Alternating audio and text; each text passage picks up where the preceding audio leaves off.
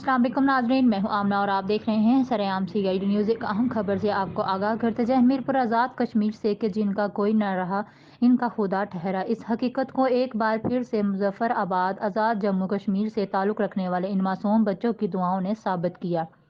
جو ایک گھریلو جھگڑے کے نتیجے میں والدہ کی نعمت سے محروم ہو گئے، جبکہ والد بھی جیل میں جانے کی وجہ سے بچوں کے سروں پر شفقت کا ہاتھ رکھنے سے قاصر ہو گیا۔ ایسے میں ریاست آزاد جموں کشمیر کے سب سے بڑے فلاحی ادارے کشمیر آرفن ریلیف ٹرسٹ نے ان معصوم بچوں کی ذمہ داری اٹھانے کا اعلان کر دیا۔ یاد رہے، ان معصوم بچوں کی کفالت کے حوالے سے خاندانی ذرائع کے مطابق وسائل نہ ہونے کی وجہ سے سوشل میڈیا پر بچوں کی کفالت کے حوالے سے تحریک کا آغاز کیا گیا، جس پر چیئرمین ادارے کوٹ چودھری محمد اختر نے فوری نوٹس لیتے ہوئے بچوں کی کفالت کا اعلان کیا، جبکہ چیئرمین کوٹ چودھری محمد اختر اس سے قبل بھی ریاست میں بسنے والے ایسے بچوں کا مستقبل محفوظ بنانے کے حوالے سے کوشش جاری رکھے ہوئے ہیں جو اپنی چھوٹی سی عمر میں والدین جیسی نعمت سے محروم ہو جاتے ہیں اور ان کا کوئی سہارا نہیں رہتا جو ان کی کفالت کرے، اور ایسے بچوں کا سہارا کشمیر آرفن ریلیف ٹرسٹ بنتا ہے۔ اللہ سے دعا ہے کہ چودھری اختر صاحب کو لمبی زندگی دے اور اس عظیم کاوش پر اجر عظیم عطا فرمائے۔